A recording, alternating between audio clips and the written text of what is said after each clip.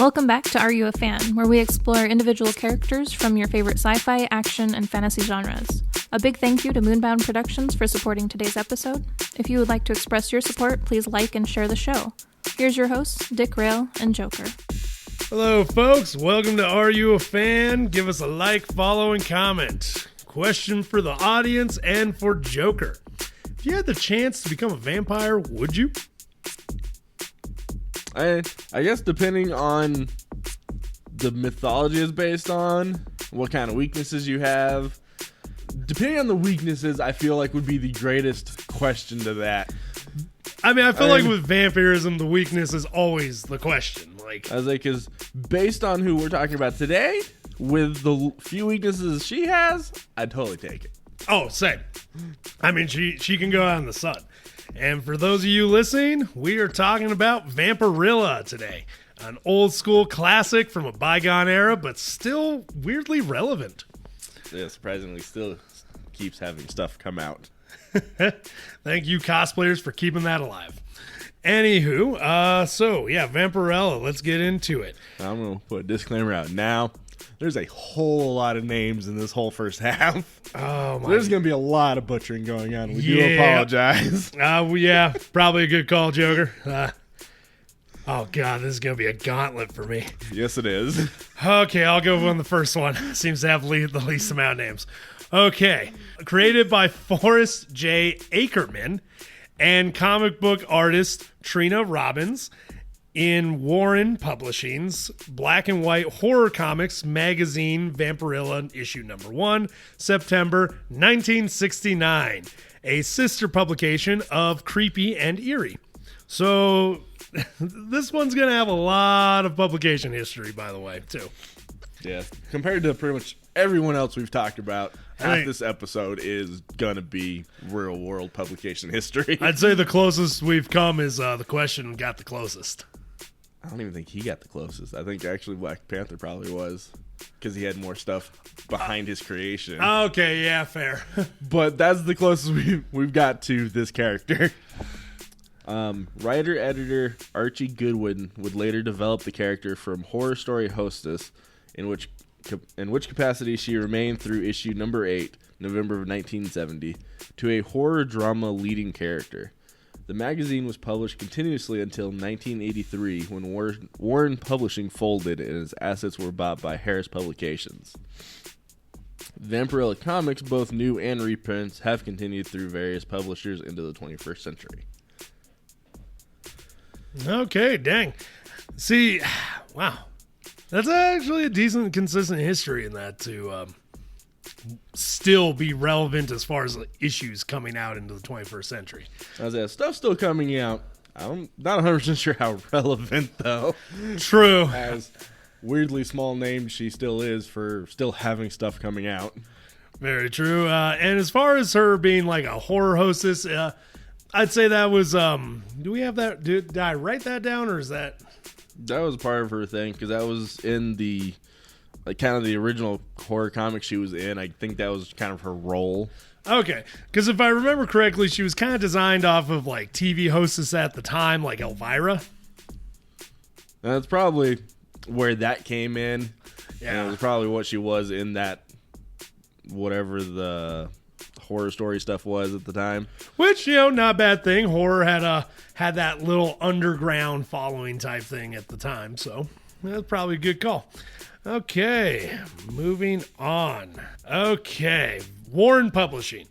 Vampirilla initially appeared in Warren Publishing Black and White Horror Comics magazine, Vampirilla issue number 1, September 1969, running to issue number 12. 112. Dang. Oh, man. The letters and the numbers are really throwing me off here. Okay, running to issue number 112 in March 1983. Wow, that's actually a decently long run. Plus a 1972 annual reprinting, stories from the series, and a 1977 annual with reprints and one new story. That definitely is pretty impressive. Yeah, that's it's 112 issues. My question, though, because it just says she's in the horror comics magazines, is that actually her magazine all the way through the 112 episode issues, or is she just in some of them? That's It doesn't really. It never really did specify. I mean, I imagine she's probably like Probably in at least most of them. most of them. If she's not in the story, she's probably that hostess of the comic in each one. So they can easily just be like, "No, she was in each one," and we're like, "Was she?" Okay. Yeah, that's the real question. But I mean, still, like, that's a solid run for a character. Oh yeah. No, that's actually probably one of the longest runs I've seen of some of our characters we've done. Maybe for some of the smaller name ones. Yeah, I guess for some of the smaller. When you get to the big names like Black Panther, some of the other big ones we've done, they've lasted a lot longer than she has. Yeah, but as far as like some of the smaller ones, like versus like Question or Stack Shock. Oh yeah, she dwarfs both of them. Oh yeah, like insane. Combined. Okay, your go. The title was a sister magazine of Warren's horror anthologies, Creepy and Eerie. Like those magazines' respective mascots, Uncle Creepy and Cousin Eerie, Vampirella hosted horror stories, though unlike them, she would also star in her own story, which would headline each issue. Vampirella was initially edited by Bill Parente. It would later be edited by Archie Goodwin from issues 7 through 12 and 34 and 35, Billy Graham from issues 13 through 16, Bill Dubay from issues 21 to 50, 87 to 95, 101 and 102, and Louise Jones from issues 51 to 86. So she's got a lot of editors. Oh my god, that's a lot. But dang, yeah, no, that's a lot of different people's hands in the work. It's up there with the list of artists we're gonna have in a minute too. Oh god, yeah, I'm looking down at that. I'm not thrilled about that. Okay, I'm moving on. I'll take this next one. According to comic historian Richard J. Arndt. See, at least all my names are pretty easy to figure out, and you get the weird ones. Yeah, why? I'm dyslexic already. This isn't fair. You chose it. Arndt. A-R-N-D-T. There's... Okay, I apologize, sir, if I butchered your name, but we share a first name, so moving on. Forrest Ackerman created, or at least had a strong hand in creating Vampirilla, and he clearly had a major influence in shaping the lighthearted bad girl story style of this issue as well. Her costume and hairstyle were designed by comic artist Trina Robbins. The character's first story artist was Tom Sutton. Artist Frank Frazetta's first issue cover was a substitute for the original cover by European artist Alan. We're going with Alan on that. Pretty sure that's Aslan or Aslan. Aslan. Okay, Aslan. As far as her costume design, for anybody out there wondering what her costume design is, well, put safe search on when you go on Google and you look her up. Do know, though, that yes, a woman was actually responsible for designing the outfit and her overall look. Which, when you really think about it, is kind of mind-blowing with how skimpy it really is. It is, but I can see her logic in the empowering factor. I mean, look at Elvira. That would be more understandable for a logic today than back in the 60s. I suppose. Just more of knowing the way society was then and now. True. They are doing more of those empowering moves nowadays than they would have been back then. And fair. in a world where it was still very sexist, it still blows my mind that a design like that, I mean, was made by a woman. Like, it is very surprising. Yeah, but good logic, yes. I mean, yeah, and more power to her. All right. So now we get the nice long list of artists. So Jose Gonzalez would become the character's primary artist starting with issue number 12. Other artists who have drawn Vampirilla during her magazine's original run included Gonzalez Mayo, I'm hoping that's how it's pronounced, Leopold Sanchez, Esteban Murato, Jose Ortiz Escalano, Rudy Nebres, Ramon Torrance, Pablo Marcos, Jim Janes, John Lakey, Val Lakey, and Louis Small Jr. Okay, and I say this as a brown Hispanic Native American man. I'm impressed how many Hispanics were in that list. I mean, that was like literally all except for the last 4. Yeah, that's kind of what like that is. And again, for that time period, that's kind of what's shocking me and impressing me right now. I'm like, wow, awful lot of my people around here. Which for the like early 70s, late 60s, we weren't exactly allowed to be upstanding citizens. But yeah, awesome, heck yeah. Okay, moving on. Harrison Publications now.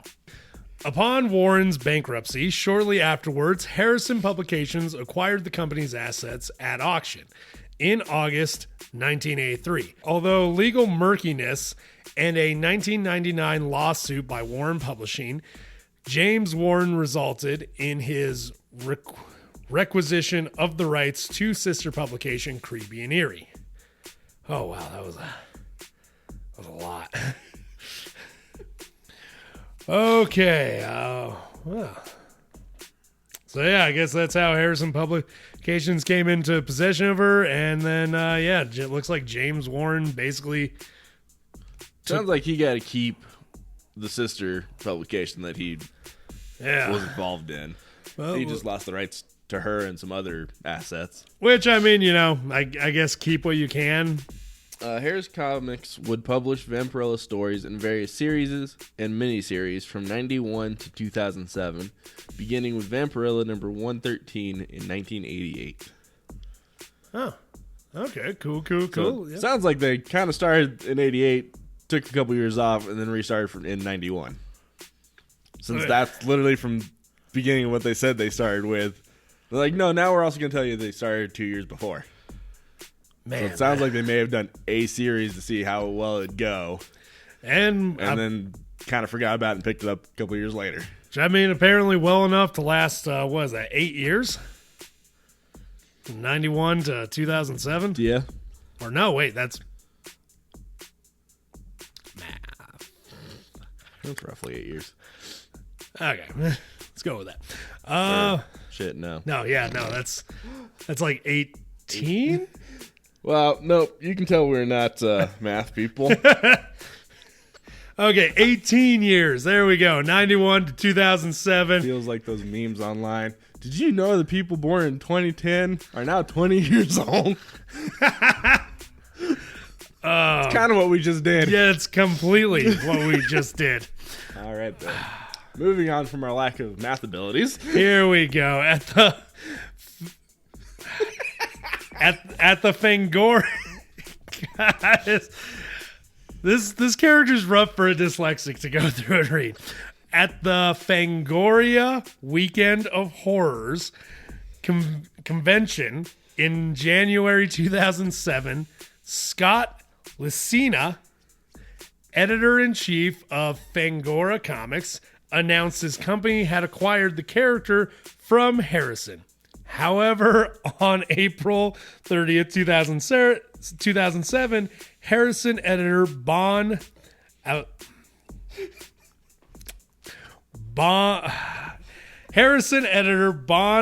Alamagno denied there had been such an arrangement in place and that Fangoria's claim was not factual. Harrison subsequently launched a title, Vampirilla Quarterly, which I feel like that's like a bold move to pull. Like at a con, just be like, we acquired this character. Well, at the end of kind of when they were making comics for her, I mean, I can't blame them for attempting it because clearly it wasn't probably a large character at the time. Yeah. They probably figured they can get away with it. I just feel like it's a real bold move, especially like at like a type of con or something. Oh, yeah. To be like, hey, we acquired this character, and just one employee from the company that owns her is just there like, wait a second, Steve didn't say anything about that, or I guess more accurately, Harris didn't tell me anything about this. Makes me wonder if being a convention that's partially named after their comic company if they just assumed that it was a small enough con that they could get away with it. I mean, perhaps. I just... The news apparently just happened to get out. Yeah. I also feel like even if your fans who are there, like even if the news didn't get out, at some point your fans might get a letter in there like, hey, where's those Vampirilla comics you said you were going to publish? Right.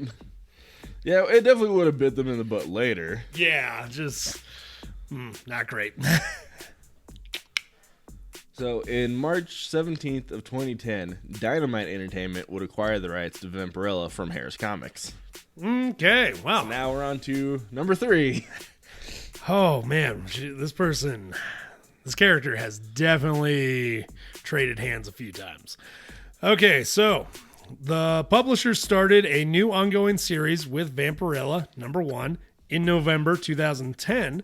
A new monthly series, Vampirilla and the Scarlet Legion, was released in May 2011.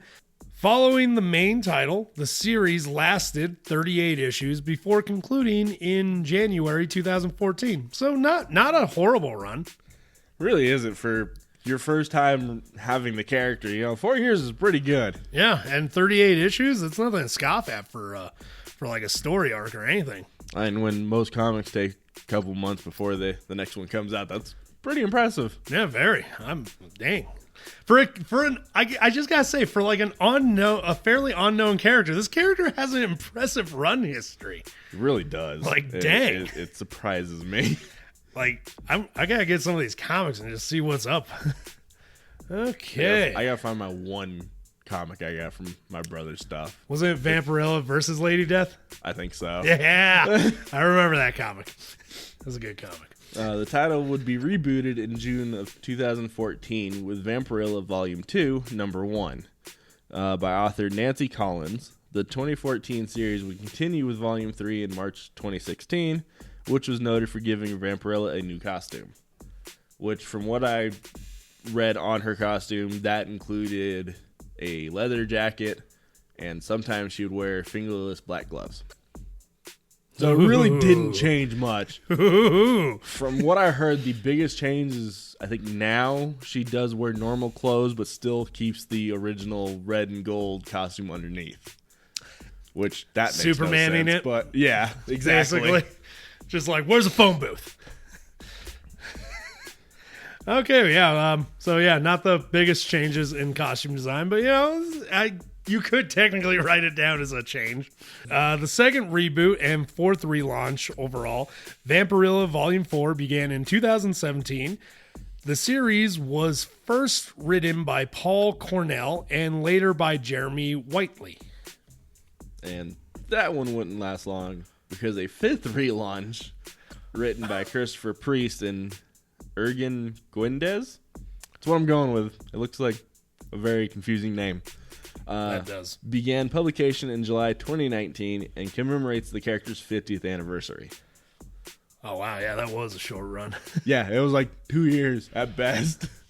Just rebooted and that somebody's just looking and they're like, no, we got to start from scratch, guys. I feel like that one, seeing why it was kind of done in 2019, I feel like that's entirely why it was just another relaunch. Like, we're just going to restart this again just for the 50th. Yeah. I feel like, especially during this, from 2016 onwards, I feel like a lot of companies were just like, guys, we can kind of just get away with rebooting anything and that. There's so much chaos in the world. Who's going to notice? Because wasn't that around the time that the whole New 52 was going on? New 52. And, like, the major companies were doing the reboots. Yep, New 52s. I think that was part of...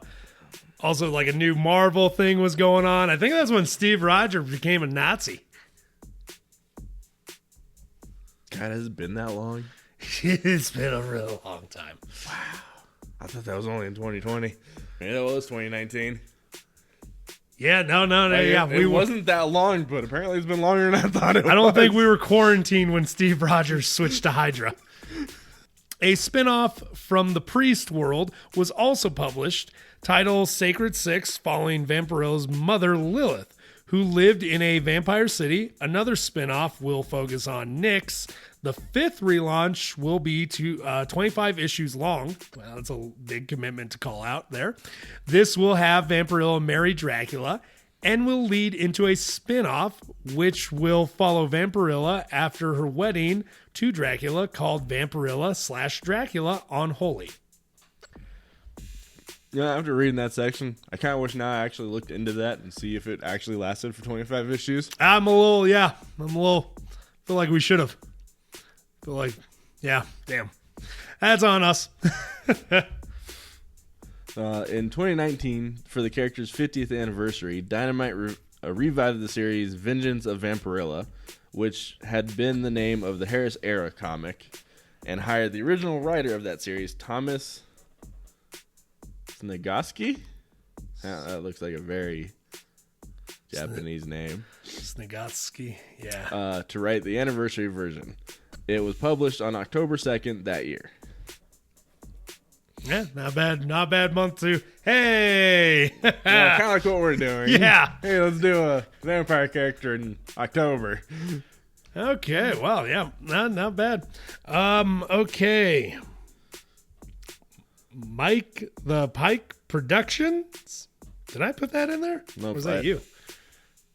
Actually, you did. I did? I just added the Mike the Pike Productions. Okay, Mike. I added sections to name off each section of who had I did what. notice that as we were going, but Mike the Pike Productions.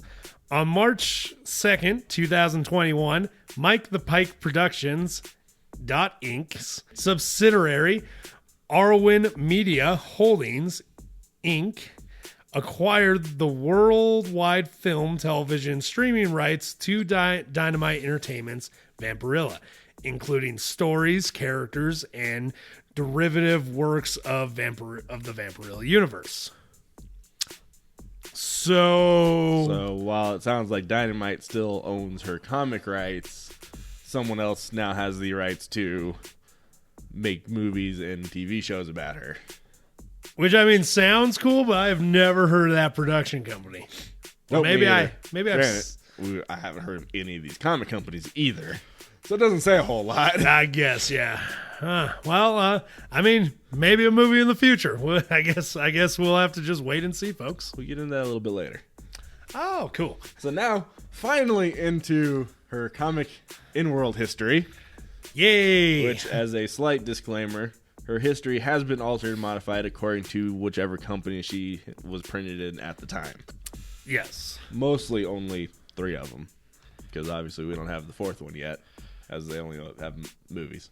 Yep, true. So here we go. Let's start out with, the Warren history. Vampirilla was an inhabitant of the planet Drakulon, a world where a vampire race lived on blood, where blood flowed in rivers. My God, you can tell this was written in the 70s. Oh, yeah. I mean, but at least they didn't do the normal, we have to feed on humans right away. True. Which I guess is a step up. That is a nice change of pace. Yeah. I definitely feel like whoever wrote this was listening to some heavy metal stuff or something. Most likely. The planet orbited twin suns, which started to cause droughts across the planet, marking certain doom for Vampirilla and her race. Okay, that's not good.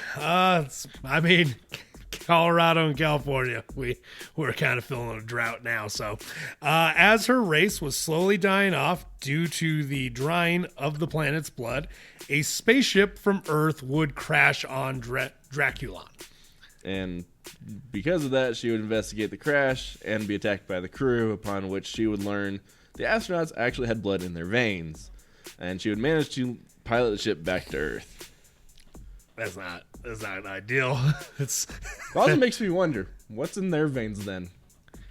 If they don't have blood like we do, what's in Vampirilla's race's veins? Or do they even have veins? I mean, I imagine they'd have veins, but that's a good question. I mean, we assume she does. They have veins. Yeah, based on everything we know of our own creatures and animals on our planet, we assume she would have veins, but now it makes me really question, does she? I'm going to have to buy these comics, and we're going to have to do some real in-depth research one of these days. After arriving on Earth, Vampirilla tried to blend into Earth's society, going to a television contest.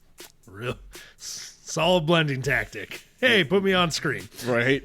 She would become seriously injured in a plane crash. Vampirilla drank the blood of all the crash victims to survive, and then she wandered off until she was found by members of the Cult of Chaos. They nursed Vampirilla back to health, planning to take advantage of her natural abilities. But once she learned the true nature of their intentions, Vampirilla attacked them and foiled one of their evil plans to bring chaos to the world. That's a lot of stuff happening in there. Right. And obviously that doesn't really specify how long between any of these events. True. So this could have all been months in apart. I feel like I hope the crew was dead upon the crash. I mean, I'm hoping so. Again, they didn't really specify. They really did. But it also makes me wonder, was it a big plane, a small plane? How many people will she actually end up, getting blood from? As she just eats 5 and she's like, you know what? I'll bundle the rest up and drag them with me for later. It's a to-go order. Exactly. Can I get a blood bag, a doggy bag, as you would? Okay. Vampirilla would continue fighting chaos, and in the process, she found the Crimson Chronicles, a occult book that helped her stop drinking human blood for sustenance. Unfortunately, during this, she gained the attention of the notorious vampire hunter Conrad Van Helsing, who declared war on Vampirilla. Yeah, they really stick with that Van Helsing name for vampire hunters. And I love how every reincarnation, because it's a different era, they're just like, I don't know, give them some what's the popular name right now? I don't know, Conrad. Cool. Right. But it's always something Van Helsing. You got at no point did the vampires wipe out that family and bloodline? Apparently not. As they're still causing problems for them. Apparently. God dang, man. There's a billion of you and you breed like crazy. They're humans. Okay, Harrison history. Now moving on. Let's see where she got her start here. The daughter of Vampirilla was the daughter of Lilith, whom popular medieval Jewish lore depicts as the first wife of Adam. Lilith would not submit to Adam and was cast out of Eden by God. Spawned demons, she later repented and went to Eden to bear children to fight the evil she had created. Her first attempt was Madik and Magdalene, who turned to evil. Vampirilla was her second. Madik and Magdalene brainwashed her into believing she was from Drakulon. That's kind of a nice nod to the original, right? Also, weirdly accurate with the Garden of Eden lore. I mean, that's not hard to just take straight from that mythology and then put it into the comics. It's not. I feel like I don't see the Garden of Eden aspect of it played enough. I hear it mentioned in a lot of stuff. They're just like, yeah, Adam and Eve, they were things. I think it's because people don't want to go into touching the religious stuff in a lot of these comics. Fair, which especially starting with Eden specifically, a lot of them I don't think want to even go near that. Further retcons were revisited in Vampirilla Lives and elaborated on in Bloodlust. Drakulon was real, but was a place in hell. Vampirilla was brought to Eden, not born there. It was Lilith, not Madik and Magdalene, who made her believe Drakulon was another planet. Vampirilla restores the rivers of blood to Drakulon, which weakens Lilith, who is then later killed by the hand of God. So they completely just took that original story and just rewrote it. Kept all the pieces to it, just kind of swapped everything else out of it and just reversed it. Which, I mean, heck, why not? That's kind of a fun story. Right. Also, just I don't know, anytime God gets brought in, I just look at him, I'm like, you lazy. Could you have done something? It's like, you guys have free will. So do you. You made us. Let's not get into the religious stuff. But, A pretty cool story, though. I do like how they kind of did take Drakulon and put it in hell as like hell is this literal other dimension type thing, basically. Yep. Which it is nice though that they still kept the whole Drakulon and the rivers of blood, and they kept a lot of the original lore. They're like, we still like this. We're just going to slightly tweak it. Which honestly, I think it works better as it being a planet in a literal dimension of hell. I mean, it depends on which version you want to go with of her, of making her a supernatural being or just an alien. Because doing it this way makes her that supernatural being, where the other one just makes her a straight up alien. I like the supernatural being, but I've always been prone to supernatural stuff, so that's just personal opinion. I prefer this one. I also just think I feel it's less campy, but I could be wrong. Okay. A further revision in World's End storyline revealed Lilith did not really repent and raise Vampirilla to be good because she wanted to release the heart of darkness, heart of the fallen angel Malkuth from Metatron's Metatron. God dang it! You know, for being a supernatural fan, you figure that name specifically would be a whole lot easier for you. Yeah, I forgot about Metatron. Okay, from Metatron's lance. That's what the heart of darkness was. Heart of darkness, the heart of the fallen angel Malkuth from Metatron's lance, which could only be done by a good person. Another retcon in Vampirilla Revelation reveals the reason Lilith raised Vampirilla to be good was that the existence of vampires made Lilith weaker and she wanted someone to kill them. Lilith had used a magic mirror to make Vampirilla believe whatever variation on her origin was necessary at the time. That's convenient.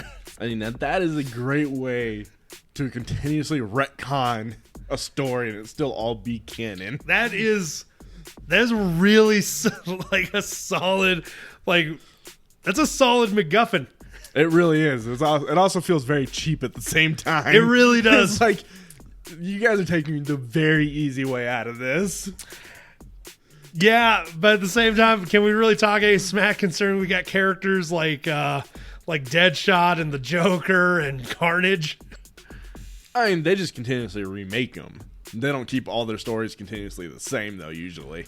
True. Except for certain characters like Carnage and Bullseye, who we don't know for sure what their origin is. Yeah. But everybody else, they continuously just rechange it and they're like, hey, this is the new one. That's kind of why I brought those two up. I'm like, we can't really talk much smack if we like those guys, because it's one of those so which backstory's right? And the writers are like, yes.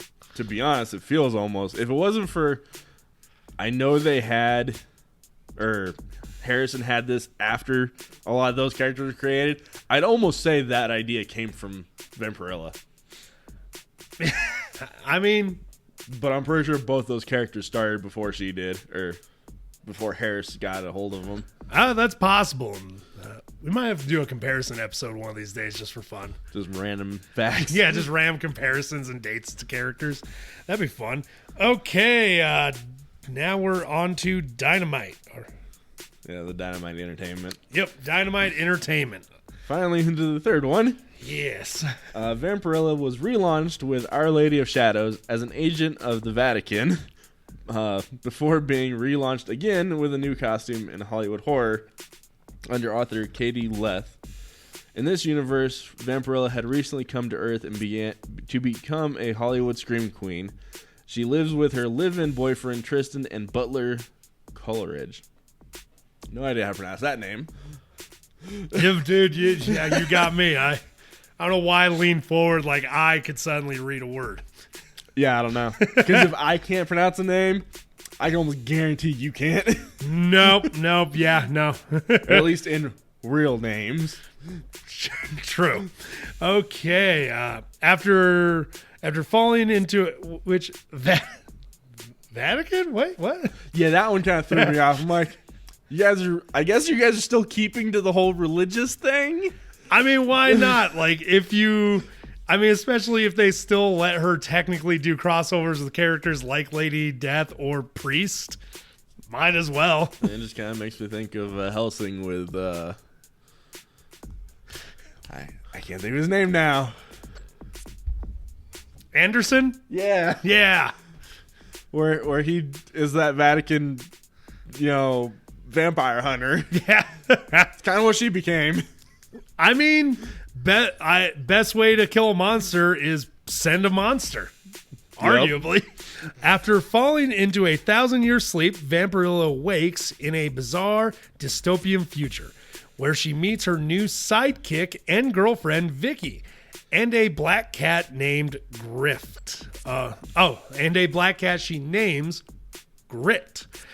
After going on a journey through her own mind, Vampirilla learns she has absorbed all the memories and experiences of hundreds of Vampirillas from parallel universes.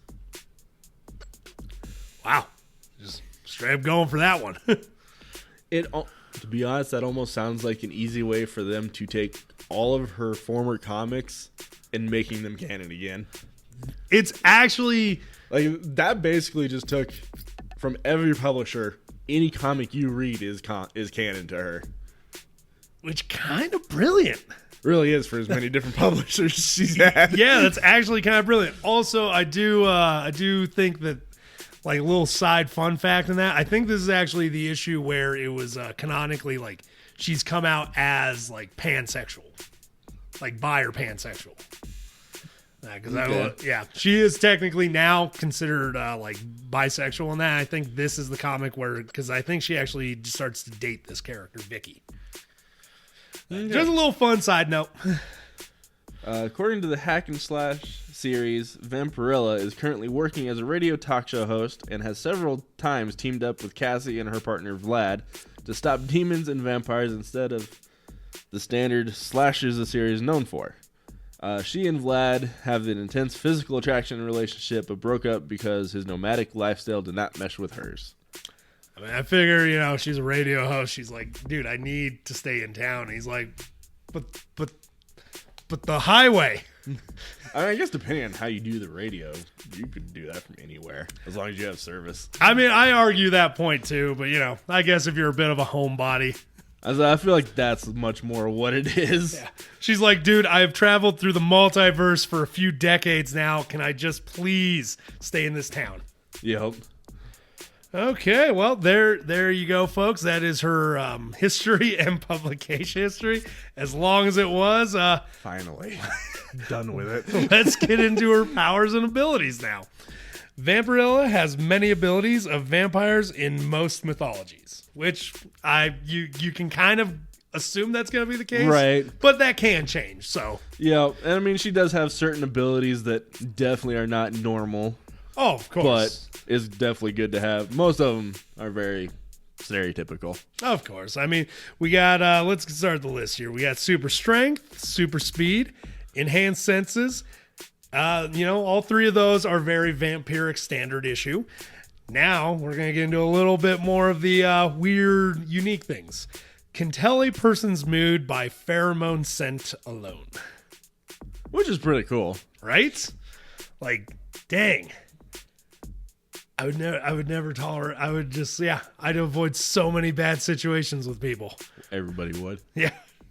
Just walk in, be like, nope, somebody's in a mood. Not dealing with it. Okay. Super hearing, another standard vampire trope. Can see in pitch black. Once again, another vampire ability. Healing factor, even immune to human diseases. Now, that one's always a back and forth because the healing factor generally most vampires have, but the immunity can alter based upon who's writing as far as like diseases, what they're immune to. Oh, yeah. Okay. Another one that's pretty inconsistent is her ability to turn people into vampires. Was a plot point in the Warren era that she could not because she was a being from another planet, not a supernatural creature. But the origin was since revised, and now she could do it in the Shadowhawk crossover. However, that crossover is out of continuity for Shadowhawk and may be out of continuity for Vampirilla. Which I feel like with her... So it sounds like, for the most part, her one time that we've known her to be able to do it may or may not even actually be canon. Yeah, but honestly, if we just go with the fact that now she's a mythical vampire. I'd assume she could. She just doesn't. I mean, we can assume, but they never actually say whether she can or not anymore. I'm just gonna go with assuming, right? That on, because I mean, I could see why she wouldn't. Most good vampires don't want to. So, well, but also if she doesn't have to survive off of humans, I mean, why does she really want to go around turning people into vampires that are gonna start doing that? That's very true, actually. Good point. Okay, I don't know why I read that as cold brew. Wow. Yeah. Ladies and gentlemen, for what you want to know, I read as cold brew. I read could grow bat wings as cold brew wings. So that's a thing you all know about me now. Was that like frozen wings? I could go for some ice cream. Okay. Her stare and even voice are hypnotic and seductive to humans, particularly males. She has been seen as having the ability to induce sexual arousal in men simply by being in their presence. Which, to be honest, especially that one, I feel like they made intentionally because of the way her character was designed. I could see that. Like, that's never hugely a big thing in any vampire story. No, the hypnotic factor and the seductive factor are pretty common. Yes. But the fact that she just has to be there, that definitely feels very tropey to the way she looks. God, I would hate to have her as an arch-rival. I'm just trying to take over the world. She enters the room. I'm like, what's she doing here? Who let her pass the front door? This is why I hired female security this time. Okay. I'll let you finish off. She's also telepathic, immortal, which, I mean, that one kind of goes back and forth with most vampires too. True. She is skilled in hand-to-hand and modern-day firearms. But, that's just kind of a unique thing, I feel. Yep. She is not prone to the race's traditional weaknesses, such as daylight, holy water, garlic, or crosses. She does not attack people to drink their blood, except occasionally when she herself is attacked or desires to kill. Which, I mean, I feel like the fact that it's only the random desire to kill or in defense that is very niche and very different. That is a fairly, actually, with vampires, I feel that is actually a fairly niche thing. Which is kind of nice, though, that they have a character that's like, I don't want to drink your blood. We're not going to do it unless you attack me first. Yeah, you also got to wonder, like, when does that desire to kill really pop up? All right. In this part, I didn't see anywhere else, so it may only be during the war in history. Because I found it on her wiki specifically, which only showed the war in history, so I don't know if this is actually a part of any of the new stuff. Okay. But during that history, she also possessed retractable wings on her back, giving her ability to fly, possessed invisibility, and the ability to shapeshift into the form of a giant bat. Huh. Which I feel like, okay, the bat wings, I feel like... That one kind of could go with the bat wings, but that one said she could grow them. This one said they were just retractable on her back. Okay. So the way this one reads it, they don't go away. They're just there. Interesting. Which I feel like depending on the vampire, that's a fairly common trope. So is the shape-shifting into a giant bat. The invisibility... That one's kind of random. That one really depends on the writer of the vampires. And even that's not a... That's a pretty rare ability too for vampires. Yeah, I think Lincoln versus Vampires is the only time I've really seen it done. I'll say that one extremely rare. But the shape shifting, that's just your stereotype from back with Vlad. Right, exactly. Poof, I'm a bat. I'm gonna fly away. Blah blah. I don't say blah blah blah.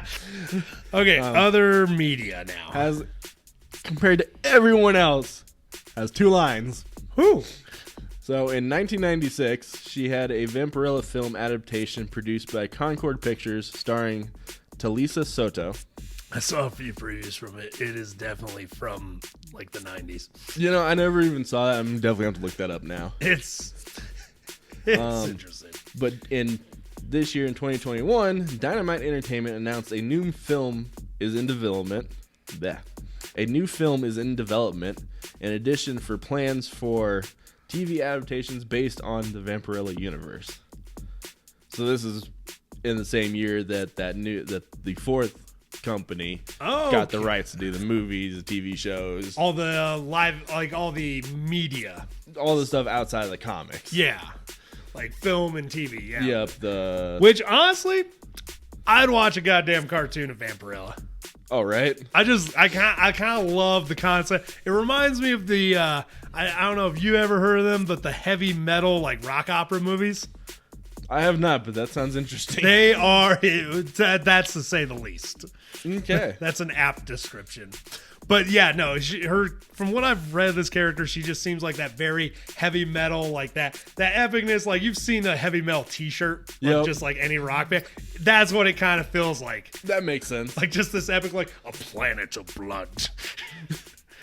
Oh, but that's great. Yeah, that is all of her outside of comics history. That has got to be the shortest other media history we've ever had. It is. Like, without a doubt, that is the shortest. We've never had one that had. Yeah, no, everybody's always had at least a movie and a TV show, or a handful of each. Yeah, and or shown up in games somewhere. And at least been cameos. Yeah, she got nothing. Wow. Well, you know what? You a fan, Joker? I mean, I always kind of was. Didn't know a lot about her. I've definitely not read any of her comics, which I really need to get into because they seem interesting. They definitely seem up our alley. But for what little I know, I will say I'm a fan. And you know what? For what little I know, I'm a fan too. For anyone that's still listening, if you got something out of this, enjoyed the episode, or even liked the character before from a movie, comic, cartoon, hell, even that t-shirt that you saw one time, you're a fan too. If you want to jump on this train, why not subscribe and share with a friend? d-rael out. Y'all keep riding them rails.